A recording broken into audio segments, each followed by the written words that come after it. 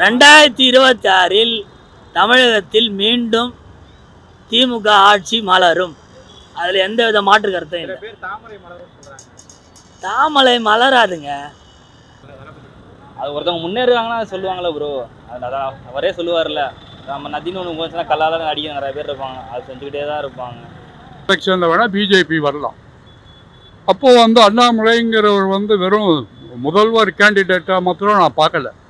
அவர் prime minister, முதல் தமிழ் பிரதமராக அவர் வருவார். தமிழ்நாட்டிலேருந்து முதல் பிரதமராக.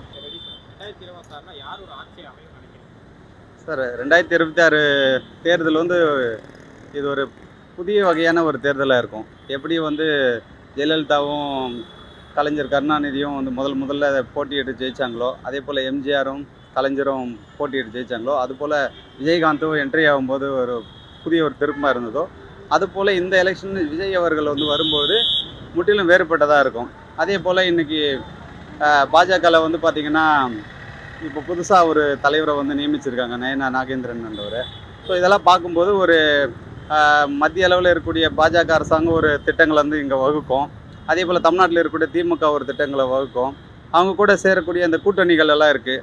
அவங்க என்ன அரசியல் ரீதியாக சீட்டு கேட்குறாங்க, இதெல்லாம் பொறுத்து தான் இந்த 2026 ஆண்டு தேர்தல் ஒரு புதிய ஒரு தேர்தலாக இருக்கும். எல்லாருக்குமே ஒரு புதிய அனுபவமாக இந்த தேர்தல் இருக்கும். யாருக்கு ஓட்டு போகிறது அப்படின்ற ஒரு சூழ்நிலை, ஒரு ஹைப்போதெட்டிக்கலாக ஒரு சுச்சுவேஷன், ஒரு டிசிஷன் மேக்கிங் கண்டிப்பாக இருக்கும். யங்கஸ்டெல்லாம் ஒருத்தரை நோக்கி போவாங்க, மிடில் ஏஜில் இருக்கிறவங்க ஒருத்தரை நோக்கி போவாங்க, அப்பர் ஏஜில் இருக்கிறவங்க ஒரு வகையாக இருப்பாங்க, அரசு ஊழியர்களெல்லாம் ஒரு வகையில் யோசிப்பாங்க. ஸோ இந்த மாதிரி ஒரு பல்வேறுபட்ட கோணங்களில் இந்த 2026 ஆண்டு தேர்தல் இருக்குன்ற என்னுடைய கணிப்பு இருக்குது. நன்றி சார். அதாவது 2026 இப்போவுமே நம்ம முதல்வர் ஸ்டாலினான தான் ஆட்சி, நம்மளுடைய ஆட்சி தான் நடந்துகிட்ருக்கு. இதுவரையும் மக்களுக்கு மாதம் கார்டுக்கு 1000 ரூபா கொடுத்துட்ருக்காரு மகளிருக்கு. அது இல்லாமல் மகளிருக்கு சிறப்பு இலவச பஸ்ஸு, இது இல்லாமல் கல்வி திட்டம், சத்துணவு, அதாவது அம்மா உணவகம், மெயின் அம்மா உணவகத்தை நம்ம எடுக்கவே இல்லை. நம்ம ஆட்சி வந்தோடனே அது மக்களுக்காக பெருந்தன்மையாக அது 4 பேர் சாப்பிட்டா ஒரு வயிறு பசி ஆறும்னு சொல்லிட்டு அந்த மெயினாக அந்த அம்மா உணவகத்தை எடுக்கவே இல்லை. இது வரைக்கும் நம்ம சிறப்பு நீங்கள் பார்த்துருப்பீங்க, மக்களுக்கு என்னென்ன பார்த்துருப்பீங்க.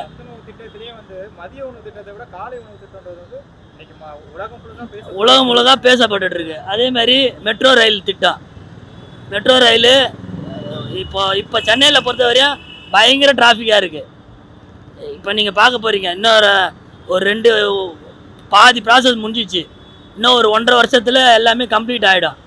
2026 மீண்டும் திராவிட கழகம் ஆட்சி அமைக்கும். தளபதி மீண்டும் கண்டினியூ பண்ணுவார். மக்களுக்கு நிறைய நலத்திட்டங்கள் நடந்துட்டு தான் இருக்குது. இந்த பொங்கலுக்கு நிறைய பேர் 1000 ரூபா கொடுக்கல, 1000 ரூபா கொடுக்கலன்னு சொல்கிறாங்க. ஆனால் மாதம் 1000 ரூபா கொடுக்குறாங்க, அதை யாரும் சொல்ல மாட்டுறாங்க. கார்டுக்கு மாதம் யார் கொடுப்பா? ஒரு சிலிண்ட்ரு 955 ரூபா. இன்றைக்கி சிலிண்ட்ரு மத்திய அரசு 50 ரூபா ஏற்றிக்குது. ஆனால் அந்த 1000 ரூபா ஒரு சிலிண்ட்ரு வாங்கலாம்ல, ஒரு டியூஷன் ஃபீஸு கட்டலாம்ல, ஒரு மருத்துவத்துக்கு உதவுதில்ல.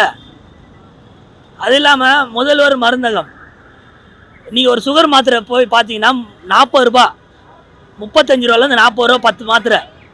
இன்றைக்கி வெறும் 4 ரூபாய்க்கு கொடுக்குறாரு. இதெல்லாம் யார்? நம்ம முதல்வர் ஸ்டாலின் அண்ணன் அவர்கள்.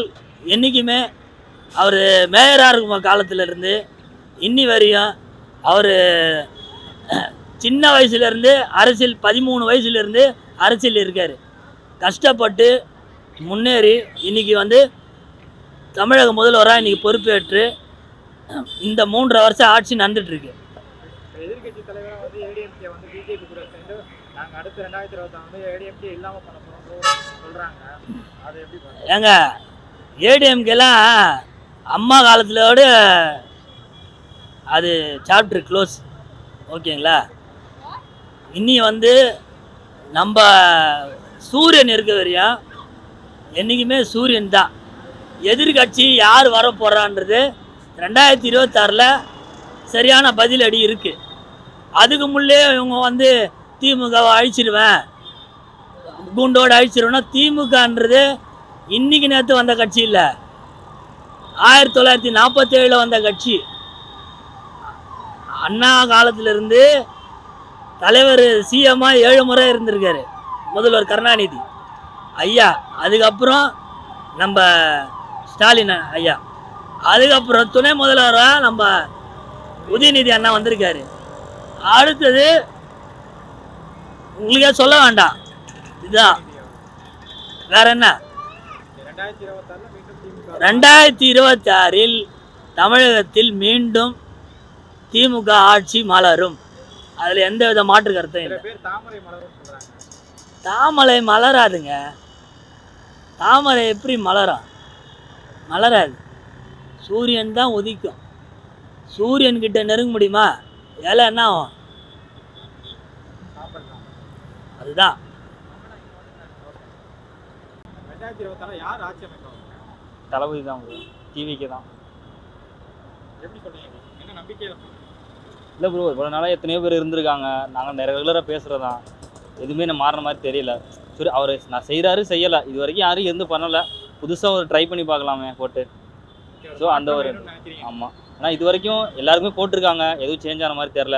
ஒரு செய்கிறாரு செய்யலை, ஒரு சான்ஸாவது கொடுத்து பார்க்கலாம். ஏன்னா தளபதி ஃபேன் தான், பட் இருந்தாலும் அவர் வந்து செய்வாரான்னு தெரியாது, ஆனால் ஒரு சான்ஸ் கொடுக்கலாம் அப்படிங்கிற மாதிரி கொடுத்தா தானே தெரியும் அவங்க பண்ணுறாங்களா பண்ணலையான்னு அப்படின்னு. சினிமாவில் வந்தவர் தான் எம்ஜிஆர். ஆமாம், எம்ஜிஆருக்கு ஈக்குவலாக வச்சு பார்க்கறதுனா ஏன்னா அந்த அரசியல் கொடுப்பாருன்னு நம்பிக்கை இருக்கு. ஆனால் எம்ஜிஆர் அரசு நான் பார்த்ததில்ல, பட்டு இதில் பார்க்க முடியும்னு நம்ம நம்புகிறேன். நிறையா பண்ணியிருக்காங்கன்னு சொல்லி கேள்விப்பட்டிருக்கேன், பட் அந்தளவுக்கு கொண்டு வருவார்னு நம்புகிறோம். அதை நம்பி 2026 நம்பி ஓட்டு போடலாம். என்ன மாதிரி மாற்றம் நீங்கள் வேணும்னு நினைக்கிறீங்க? நிறையா இருக்குது ப்ரோ. இப்போ லேடிஸ் வீக்னஸ் அதுவே தளபதி பேசுகிறது தான் நிறையா இருக்குது. ஸோ அவர் என்ன செய்ய முடியுமோ அவர் செய்யட்டும். அவருக்கு வரதுக்கு முன்னாடி விமர்சனங்கள் நிறைய வந்துக்கிட்டே இருக்குல்ல தளபதி? அது ஒருத்தவங்க முன்னேறுவாங்கன்னா சொல்லுவாங்களே ப்ரோ, அதான் அவரே சொல்லுவார்ல, நம்ம நதின்னு ஒன்று போச்சுன்னா கல்லால் நடிக்க நிறைய பேர் இருப்பாங்க, அது செஞ்சுக்கிட்டே தான் இருப்பாங்க. அதே மாதிரி தான். ஓகே, இப்போ ஏடிஎம்கே பிஜேபி கூட்டணி இருக்குது, பெரிய அவங்க ஒரு சைடு டிஎம்கே, இதில் எதிர்த்து வந்து டிவிகே நிற்க முடியும் அப்படிங்கிற கான்ஃபிடன்ஸ் இருக்குது ப்ரோ. கண்டிப்பாக இப்போ 2026 இவ்வளோ நாளாக இப்போ ஒரு கட்சி ஆரம்பித்ததுக்கு அப்புறம் தானே ப்ரோ எல்லாமே இதுவாக இருக்குது. இதுக்கு முன்னாடி ஒன்றுமே இல்லையே, இப்போ திடீர்னு மாற்றம் வருதுன்னா அதை யோசிக்க வேண்டியது தானே. நீங்கள் நினைக்கிறது 2026 டிவிகே வரணும்? கண்டிப்பாக வரும். 2026 யார் ஆட்சி அமைப்பான்னு நினைக்கிறீங்க? கண்டிப்பாக என்டிஏ கூட்டணி தான். ஏடிஎம்கே எடப்பாடி அவர் தான் முதல்வர். உறுதியான இது ரிசல்ட் இப்போவே கண் கூட தெரியுது. இந்த ஆட்சி எப்போ முடியும்னு எல்லாரும் காத்துட்டு இருக்கோம். வேற எதனா சொல்லணுமா? புதுசாக டிவிகே வேற வந்திருக்காங்க. இல்லை டிவிகே எல்லாம் இந்த எலெக்ஷனுக்கான ஆளுகள் கிடையாது. டிவிகே கொள்கையே முரண்பாடாக இருக்குது. அவங்க டிஎம்கேவோட பி டீம், அவங்கெல்லாம் வர்றதுக்கு வாய்ப்பில்லை.